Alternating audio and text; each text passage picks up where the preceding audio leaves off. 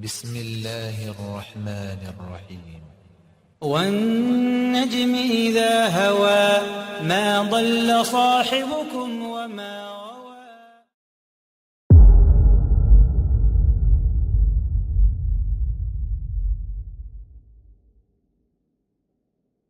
الحمد لله رب العالمين، والصلاة والسلام على أشرف الأنبياء والمرسلين سيدنا وحبيبنا ونبينا محمد وعلى آله وأصحابه وأزواجه ومن تبعهم بإحسان إلى يوم الدين، أما بعد.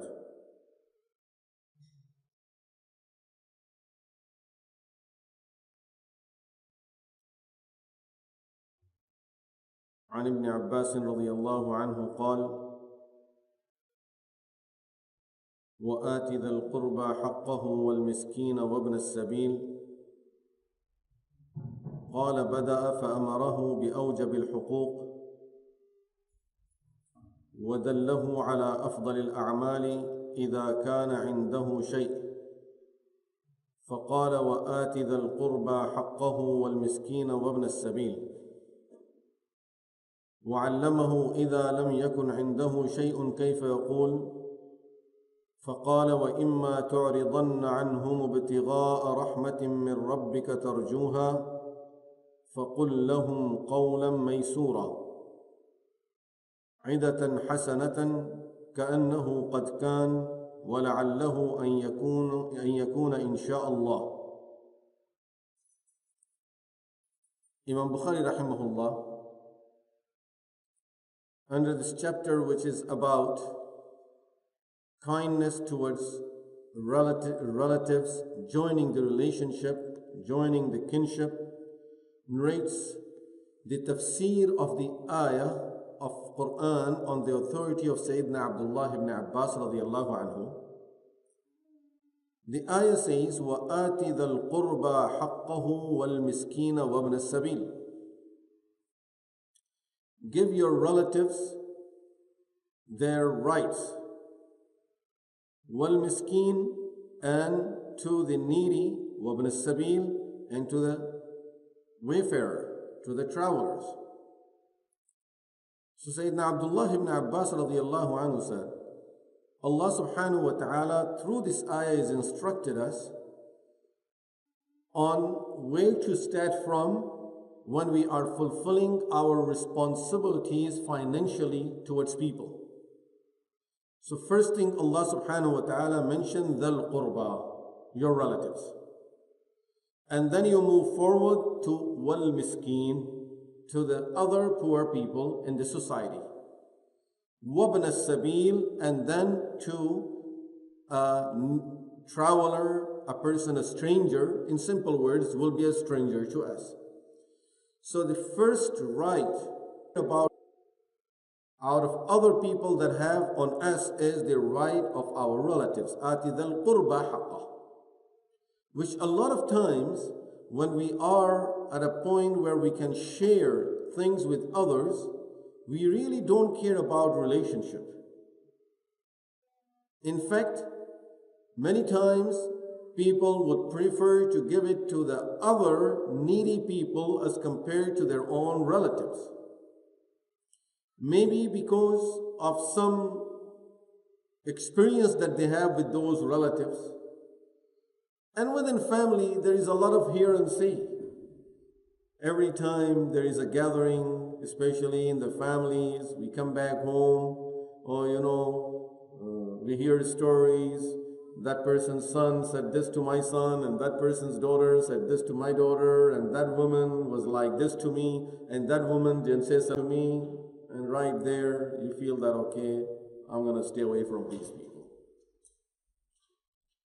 And therefore, Allah subhanahu wa ta'ala is reminding us of that responsibility. And Sayyidina Abdullah ibn Abbas radiyallahu anhu, in the light of this ayah, is telling us, بَدَأَ فَأَمَرَهُ بِأَوْجَبِ الْحُقُوقِ. Allah started with the most important rights people have on us, and those are our relatives. And then, so Abdullah ibn Abbas radiyallahu anhu says, إِذَا كَانَ عِنْدَهُ شَيْءٍ. If a person has something to offer others, Allah subhanahu wa ta'ala is instructing us to start with our relatives. Now, if a person does not have anything to share with people financially, then the ruling, Sayyidina Abdullah ibn Abbas radiallahu anhu says, Allah subhanahu wa ta'ala tells us in Surah Al-Isra, وَإِمَّا تُعْرِضَنَّ عَنْهُمُ ابْتِغَاءَ رَحْمَةٍ مِّن رَبِّكَ تَرْجُوهَا فَقُلْ لَهُمْ قَوْلًا مَيْسُورًا. Mainly talking about parents, that if you turn away from them, they ask you for something, and you are not able to offer them what they are asking for at this time. Son, I'm in need of some money. Can you send me money? Son, I'm about to buy this car. I need you to send me this much. I'm about to buy this house. I need your help. I'm about to do this, take this project on myself. I need your help in this. Allah subhanahu wa ta'ala says, maybe at that time your situation is such that you can't afford it. You're not able to offer them anything. You can't be harsh with them. Every time you call me just for this, and you never call me when you don't have any need, and I have been giving you so much. And maybe if you tell them, I'm not able to do it at this time, they will be upset. And they will say, you don't like to help us, you do this for your family, you do this for yourself, and you did this, you bought this, you bought... Allah subhanahu wa ta'ala says, فَقُلْ لَهُمْ قَوْلًا مَيْسُورًا. Then tell them a word of ease. Make it easy for them. You are not able to help them financially, so at least make the situation easy for them. And tell them a word that will comfort them, will make them feel that you really want to do it. It's not that I don't feel like doing it. I'm upset because you asked for it. Show them that how happy you are because they asked for it. How much you appreciate them asking for it. And how much you appreciate them remembering you whenever they have a need. I really thank you. You called me at this time. I'm not in that situation, but inshallah, make dua for me. Inshallah, Allah will open up the doors. I'm going to help you. I'm going to support you. I'll do something, inshallah. So Abdullah ibn Abbas radiallahu anhu says, Allah subhanahu wa ta'ala is instructing us in both situations. If we have something, then He's telling us to start with your relatives, and who could be more important within relatives than our parents, and then of course the other relatives. And if you don't have anything, then Allah subhanahu wa ta'ala says that وَإِمَّا تُعْرِضَنَّ عَنْهُمْ. If you turn away from them, which means you are not able to give them and you are rejecting their request, ابتغاء رحمة من ربك, you're hoping to receive some rahmah from Allah, which means Allah will have mercy on me, will give me, inshallah, I will share it with you, I will give it to you. فَقُلْ لَهُمْ قَوْلًا مَيْسُورًا. Then Abdullah ibn Abbas radiallahu anhu says, Allah subhanahu wa ta'ala further instructs us that when it is the time to give, وَلَا تَجْعَلْ يَدَكَ مَبْسُوطَةً إِلَىٰ عُنُقِكَ. Do not keep your hand chained towards your neck. Don't keep your hands always tied with your neck, which means you are not giving anything to anyone. وَلَا تَبْسُطْهَا كُلَّ الْبَسْطِ.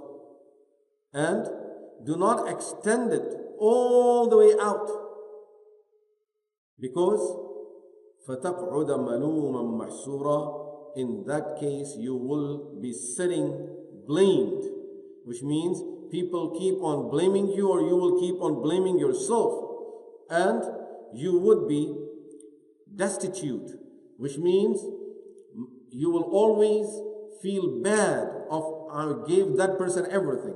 So Allah subhanahu wa ta'ala is instructing us about giving also, that وَلَا تَجْعَلْ يَدَكَ مَغْلُولَةً إِلَىٰ عُنُقِكَ. When it comes to you are able to offer something, don't tie your hands to your neck and all the time, every time there is a need, no, I can't do it at this time, I'm not able to do it. That becomes a habit of a person. Really, it is a fact we need to look at ourselves. No one can judge us for anything we can or we cannot do. It's a fact that we need to remember. We cannot judge other people. Sometimes you look at someone, you judge people by their homes, and it happens. You look at someone's house, oh, this house is worth $1 million. And you think, this is a person who's going to do everything for me. I'm going to go and ask him, and this person is going to just write one check, and I don't have to ask anyone else. And you go with high hopes over there, and the person tells you, I'm so sorry, I can't do nothing right now. You look around, look at all of this, and you tell me you can't do nothing. Who knows? He was at that situation when he bought it. Now situations have changed. Maybe he took loan to get all of this, and now he has repaying his loan or something. Wallahu alam, we don't know people's situation. This is why we should never be judgmental about people doing or not doing something. But we know ourselves.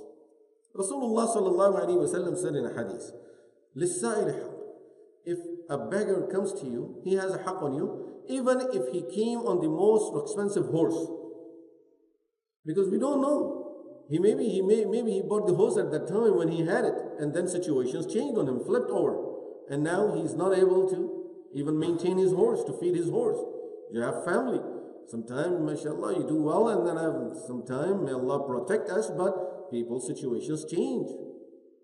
So we should not judge others, but we know our situation. We know where we spend, how much we spend, how much we can spend, how much we keep on saving. So Allah subhanahu wa ta'ala says, don't make a habit of just tying your hands to your neck all the time. Every time someone comes to you, he finds your hands are tied up and your hands are chained, like you are a prisoner. That, this is what do when with the worst the situation. Normally they would handcuff.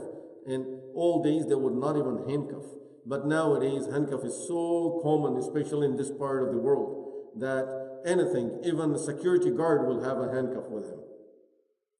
So if a person, they consider the person even more dangerous, then they will shackle the person, tie his feet and his hand behind his neck. So Allah subhanahu wa ta'ala says, don't become like that person who is always a prisoner, and he is in a situation where he can't really do anything, he can't make any move on its own. This is how you became, like you do not make any move when it comes to giving out. Don't be like that person. On the other hand, there is another extreme, and that is Allah subhanahu wa ta'ala gives some people something, and as Allah subhanahu wa ta'ala gave it to them, they would go and spend everything out. Oh, that I saw that project, I think I'm going to just give all of it over there. Allah subhanahu wa ta'ala says, وَلَا تَبْسُطْهَا كُلَّ الْبَسْطِ. Don't even expend it all the way out, that you give out everything that you have. Maybe by hearing this, we may remember the incident of Sayyidina Abu Bakr as-Siddiq radiyallahu anhu and think, but he did it. تَبْسُطْهَا كُلَّ الْبَسْطِ. We know a lot of people who تجعل يدك مغلولة إلى عنقك. A lot of people who hold back and they never give. But we still have some examples of those, and we see who would be at the level of Sayyidina Abu Bakr as-Siddiq radiyallahu anhu in taqwa, in piety, and then not only that, in understanding for the deen, in ilm, in knowledge, and he knows this ayah, and still, when Rasulullah sallallahu alaihi wasallam asked for charity, for sadaqah, he went and he gave out everything he had. And Rasulullah sallallahu alaihi wasallam found out too. Asked him, Abu Bakr, what did you leave for your family? He said, Ya Rasulullah, I left Allah and His Messenger's name. And Prophet sallallahu alaihi wasallam didn't say anything to him. He accepted his charity. So then, how would this apply to that situation, and how would we understand Abu Bakr radiallahu anhu's incident in the light of this ayah? Sayyidina Abu Bakr as-Siddiq radiallahu anhu's iman was totally at a different level. And this is where Allah subhanahu wa ta'ala says, فَتَقْعُدَ مَلُومًا مَحْسُورًا. You may be then later on find yourself sitting in a position that you are blamed. Either others are blaming you, then why did you spend everything? And you feel bad and you feel sorry. You see, the word taq'uda is also very meaningful, that you're now sitting down, which means now you really lost all of that motivation that you had, and you're sitting sad, upset, and people are blaming you. You are blaming yourself. Why did I do this?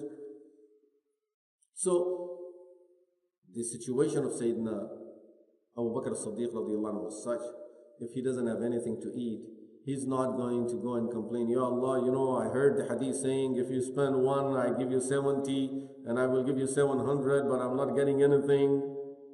A lot of people will start having objection. Oh, I heard if you make dua right away, Allah will answer your dua, and I've been making dua for 2 years and it is not being accepted. See, we are very weak with our iman.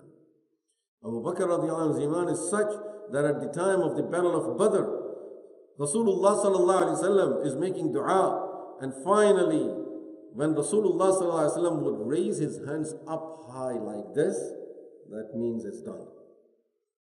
And this is Abu Bakr radiallahu anhu is watching. He's standing behind Rasulullah sallallahu alaihi wasallam, guarding Rasulullah sallallahu alaihi wasallam, and Prophet sallallahu alaihi wasallam is making dua. Allahumma anjizli ma wa'adtani, Allahumma anjizli ma wa'adtani, Allahumma anjizli ma wa'adtani, Allahumma innaka in tahlika hadhihi al-asabata min an-nas falan tu'bada fil ardi abada. And he raises his hand, Ya Allah, fulfill the promise that you made with me now today. Ya Allah, fulfill that promise today. And Abu Bakr, and when he raised his hands, Rasulullah sallallahu alaihi wasallam, the sheet, the upper sheet that he was covering his body with, fell down. Abu Bakr radiallahu anhu went, he picked up the sheet, he put it back on Sayyidina Rasulullah sallallahu alaihi wasallam, and he says, Ya Rasulullah, kafaka munashadataka rabbak.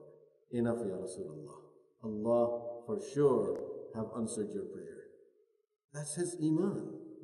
A person who can say these words to Rasulullah sallallahu alaihi wasallam, that Allah have answered your prayer, Ya Rasulullah, enough.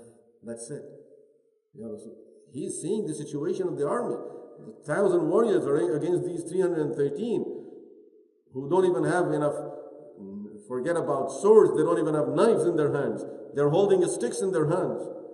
And then he's saying, no, don't worry, Ya Rasulullah, Allah have answered your prayer. You don't have to worry about it. That's it, Ya Rasulullah. What type of iman would that be? What type of tawakkul is that? What type of trust in Allah is that? So of course, with that type of iman, this person is not going to be the one who will taq'uda maluman mahsura, who will just sit and he is now hopeless and he is blaming himself and people are blaming him. This person's iman is so strong that after giving up everything, still he is ready to give more than what he has given before. And anytime I have it, it's going out. I'm not going to save it. I don't need to save it. When he's in maradul wafat, when he's about to die, and they asked him, should we bring someone to treat you? And of course, this is Abu Bakr radiallahu anhu. His heart is connected all the time with Rabbul Alameen subhanahu wa ta'ala. He knows his position now. So he knows, that's it, I'm leaving the world. So, هل نطلب لك الطبيب? Should we call the doctor for you, الطبيب? They said, طبيب الذي أمرضني. My doctor is the one who made me sick. Which means my Rabb who cures me is the one who made me sick now. And that simply means I'm not leaving. I'm not going to live anymore. I'm leaving this world. So that's iman, that's trust. He knows his connection with Allah subhanahu wa ta'ala. In another situation, there was a Sahabi who came to Rasulullah sallallahu alayhi wa sallam. The hadith says he came with a gold equivalent to an egg. And he gave it to Rasulullah sallallahu alayhi wa sallam. He said, Ya Rasulullah, this is everything I have earned in my life and this is all of my savings. I'm giving it to you, fi sabilillah, sadaqah. Rasulullah sallallahu alayhi wa sallam, and he put it in front of Prophet sallallahu alaihi wasallam. Prophet sallallahu alaihi wasallam picked that gold up, that piece of gold, and he threw it back at him. He says, take your gold back. We don't need this. Tomorrow you will go and complain that I gave this and I did not receive anything back in return. He knew the difference of the level of iman. So we should go according to our levels, not according to the level of Abu Bakr radiallahu anhu. And here I may just bring some reminder, because we are not the only listeners here. We have a lot of other listeners, and maybe reminder for someone somewhere. You know, there are certain hadiths where Prophet sallallahu alaihi wasallam has forbidden us from having our pants going below the ankle. And some people say, oh, it's allowed because that is only when it's out of arrogance. If it's not out of arrogance, then it's fine. And I'm not doing it out of arrogance. How do I know I'm not doing it out of arrogance and it's allowed for me to say, once Rasulullah sallallahu alaihi wasallam said to Abu Bakr radiallahu anhu, Abu Bakr said, Ya Rasulullah, my pant keep going below my ankle, because they used to wear futa, so he used to tie his stomach, and he used to say, Ya Rasulullah, he said, Ya Rasulullah, the way my stomach is that it just slips down a little bit sometime, and then I look down, it's on my ankle, so it's below the limit that you have told us. So Rasulullah sallallahu alaihi wasallam said to him, Anta lasta minhu, you are not of those, O Abu Bakr. Which means, I can tell you, you are not doing it out of arrogance. So now people say, see, he was allowed, so I'm allowed too. I'm at the level of Abu Bakr. And you could be at the level of Umar and Uthman, but I'm Abu Bakr. Taking this hadith, if someone really takes that hadith, then he has to apply this hadith also, that give up everything that you have and see what happens to you. Then we say, no, my iman is not at the level of Abu Bakr. So if our iman is at the level of Abu Bakr, then do this also. And then we will compare your iman with Abu Bakr radiallahu anhu. Anyway, this was just a reminder that, of course, Abu Bakr radiallahu anhu and the level of his iman is such that there is not even a doubt of objection there. For us, at any time a person could think, that hadith says, and the ayah of Quran says, مثل الذين ينفقون أموالهم في سبيل الله كمثل حبة أنبتت سبع سنابل في كل سنبلة 100 حبة 700 times. I'm not even getting 10 multiplied. And I gave a charity 2 years back, and I didn't get anything yet. They say a person, some people, scholar, someone went to a town, a village, and he gathered the villagers and he gave them a talk. You come to the masjid, and Allah will give you barakah in everything. You pray to Allah. You come and establish the salah in the masajid. Allah will give you barakah in your work, in your business, in your time, in everything. So one of the villagers was very impressed. And he said, that's good, having barakah. Okay, let's go. So he comes, and this person has 4 cows and 1 lamb. So he came to the masjid, he performed salah. After salah, when he went, he found that one of the cows was dead. He went back to the Shaykh. Come. You told me there is barakah for salah with jama'ah.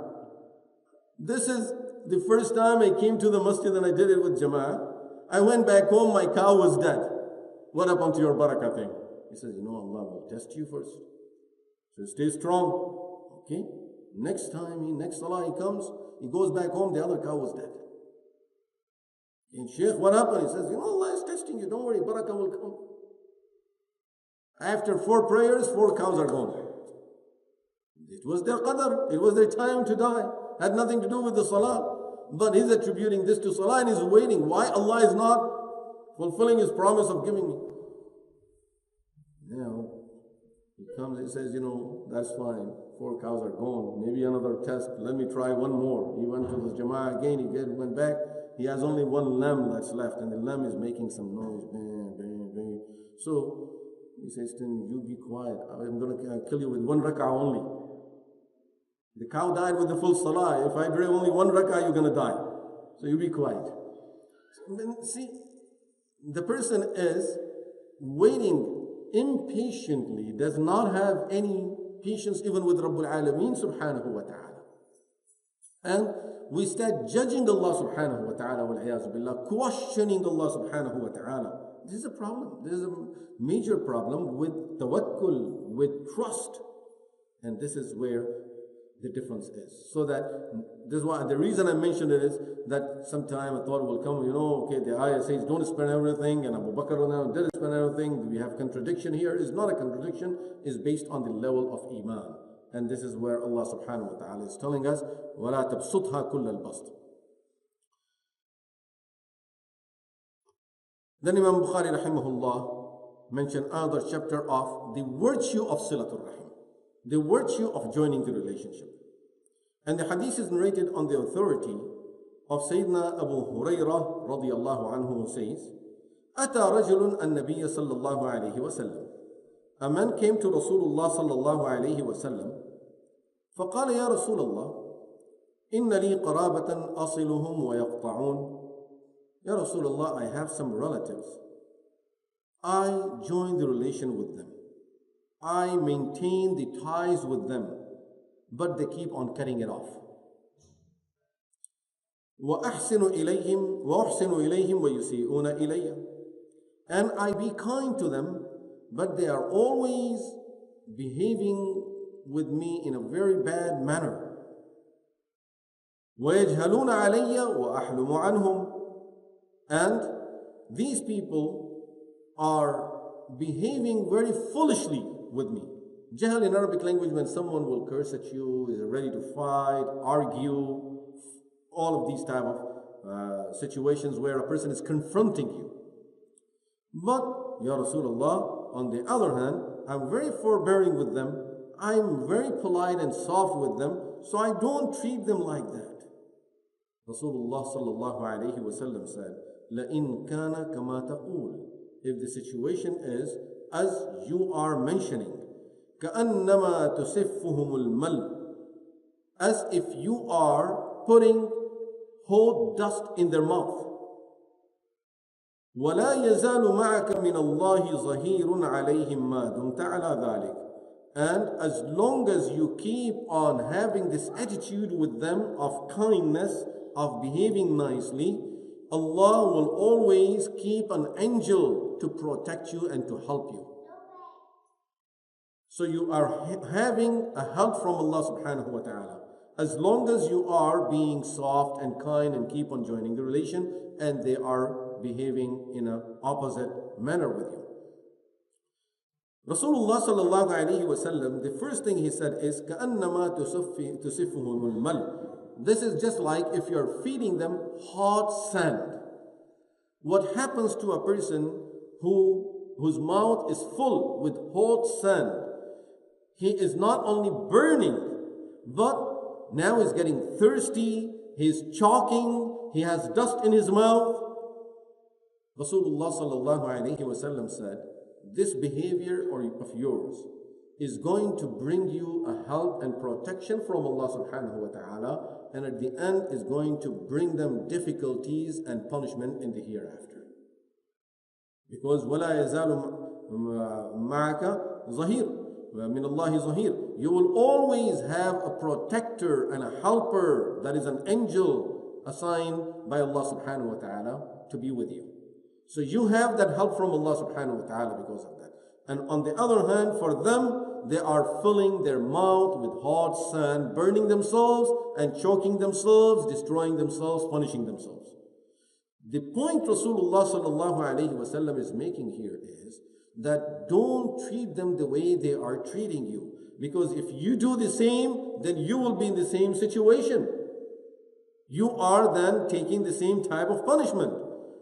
So if each and every individual in the family will take this beautiful instruction from Rasulullah sallallahu alaihi wasallam and realize that if I treat them nicely, then I'm having Allah's support with me. And if anyone else does not treat me that way, they are putting themselves into difficulties and they are putting themselves into hardships. I'm not going to be the one who would put himself in that type of situation. In simple words, you are telling them that I'm not going to go in that low class as you are in. I will stay where I am, and this is who I am. I'm not going to do what you are doing. And what a beautiful way of telling us that, normally if someone will come and start telling us stories like this, I have one of my relatives, he pushed me away and he cursed at me and he did this. Just imagine, sometimes we hear this thing in our families. Someone within the family will tell you, that relative this, I called him and he cursed at me and he said this and even cursed at my father. And did he do this? Now you need to teach him a lesson. Now you need to, right away, we blow up. Rasulullah sallallahu alaihi wasallam, even in this situation, so calm. And making this person also very calm. And telling him what his responsibility is in this situation, which means you continue doing what you're doing. You continue doing what you're doing, regardless of how they're treating you. You don't behave like them. That's the main thing. You don't become like them. What we normally would do, we will advise the person to start misbehaving also. Now imagine if every person in the family is misbehaving, then what is going to happen to that family? The whole family is going to be broken down. Now there is no good person in the family that is upholding to the values and the connection and the relations that is holding all of that together. There is no one. So Rasulullah sallallahu alaihi wasallam is telling us, you be that person who will stay connected, who will keep calm, who will forgive others, who will just let these type of situations go. And what is my benefit in doing that? I'm not getting anything. You know, they will keep on doing it. I just keep on taking the abuse. Rasulullah sallallahu alaihi wasallam says, telling us what is greater than Allah is assigning an angel to keep on supporting you. Just like there's an incident read in the hadith, a person came to Sayyidina Abu Bakr as-Siddiq radiyallahu anhu while he's sitting with Rasulullah sallallahu alaihi wasallam. And for some reason, this person was upset with Abu Bakr radiyallahu anhu. And in the presence of Rasulullah sallallahu alaihi wasallam, this person started cursing at Abu Bakr radiyallahu anhu. Prophet sallallahu alaihi wasallam is just sitting there. Abu Bakr radiyallahu anhu keeps his head down and is quiet. And is calm. And Abu Bakr radiyallahu anhu is hearing it, and there was a smile on his face. What the smile is for? To keep Abu Bakr radiyallahu anhu also calm. You look at the other person, he's good. He's not upset. If you see him upset, then okay, I can do something. But if you see that he's calm and he's smiling and his attitude is not changing, okay, then that means he's not upset. I can keep calm. And the person kept on going on and on and on. And finally, it came to the point where Abu Bakr radiyallahu anhu said, enough is enough. And he just got up and said one word in return to that person. Abu Bakr radiyallahu anhu, the next thing happened was Rasulullah sallallahu alaihi wasallam got up and left. Abu Bakr radiyallahu anhu realized that Prophet sallallahu alaihi wasallam did not like me saying this to him. So he got up and went behind Rasulullah sallallahu alaihi wasallam. Ya Rasulullah, I'm sorry. I'm sorry if I did anything wrong. But Ya Rasulullah, you see, he was going off limits. And he did not stop at his limit. So he kept on going on and on. I just said one word, Ya Rasulullah. Rasulullah sallallahu alaihi wasallam said, the reason I got up and left is, while you were quiet, there was an angel that was responding on your behalf. And when you got up and when you said that word, the angel went away. And now Allah left you to yourself. And shaitan came between two of you. And of course, I cannot be in a gathering where there is shaitan in between the two people. What could be a better lesson for anyone who is put in a situation where someone is just on your nerve, getting on your nerve, and is getting you off your boundaries now. That's it. You are extremely upset. Still, the beautiful teachings of Rasulullah sallallahu alaihi wasallam is stay calm. Stay quiet. If you're sitting, hadith tells us, you're getting angry, you're sitting, lay down. Fall into the sujood before Allah subhanahu wa ta'ala. Put your head down, because anger is a flame of a fire that makes you want to go up. Fire, you see it always going up. The fire doesn't come down. It goes up. So anger wants the person to get up. Okay, I'm going to get up. I'm going to do something. I'm going to do something. And the person just wants to get up. And everyone's saying, no, sit down, sit down, sit down. If you stay calm, you sit down, the anger will go away. But if a person gets up, now he's responding to the fire that is burning inside him. So Rasulullah sallallahu alaihi wasallam is teaching us beautiful, really beautiful teaching, although it's very and extremely difficult to hold up to this level of patience. But it is something that we need to learn from Rasulullah sallallahu alaihi wasallam. May Allah subhanahu wa ta'ala guide all of us to Sirat al-Mustaqim and give us tawfiq to benefit from these teachings of Rasulullah sallallahu alaihi wasallam and uphold to these beautiful values and the akhlaq that we learn only and only from Rasulullah sallallahu alaihi wasallam. وصلى الله تعالى على خير خلقه سيدنا وحبيبنا ونبينا محمد وعلى آله وصحبه أجمعين والحمد لله رب العالمين آمين. مولاي صل وسلم دائما أبدا